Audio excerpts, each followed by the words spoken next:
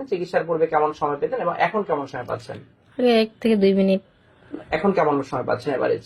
20-25 minute. অর্থাৎ 15-20-25 minute পর্যন্ত পাচ্ছেন এবং আলহামদুলিল্লাহ আপনারা সন্তুষ্ট আছেন তো? জি। আলহামদুলিল্লাহ। কথা বলবো দ্রুত বীর্যপাত সমস্যা সমাধানের ফিডব্যাক নিয়ে।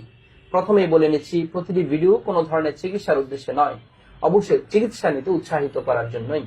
আমার এই ভিডিওগুলো করার মূল উদ্দেশ্য হচ্ছে যারা চিকিৎসা নিতে চান না, যেহেতু যৌন সমস্যাটা একটি সামাজিক ট্যাবু এবং এ বিষয়ে কেউ কথা বলতে চান না এবং এই সমস্যার কারণে অসংখ্য দাম্পত্য কলহ সৃষ্টি হচ্ছে এবং এই সমস্যাটার কারণেই অনেক ডিভোর্স পর্যন্ত হয়ে যাচ্ছে এবং অনেক এক্সট্রা ম্যারিটাল অ্যাফেয়ার্সে অনেকেই জড়িয়ে যাচ্ছে।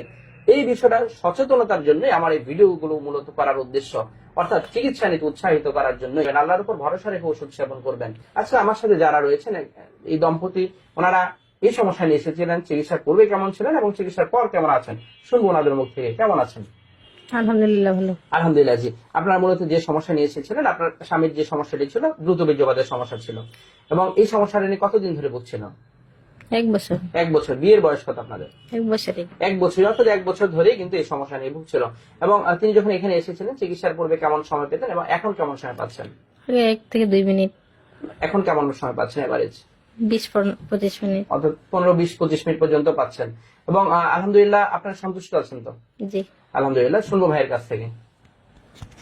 কেমন আছেন? আলহামদুলিল্লাহ ভালো আছি। আলহামদুলিল্লাহ। জি, আপনি মূলত যে সমস্যা নিয়ে এসেছেন দ্রুত বীর্যপাতের সমস্যা এবং এই সমস্যাটা নিয়ে কতদিন ধরে ভুগছিলেন?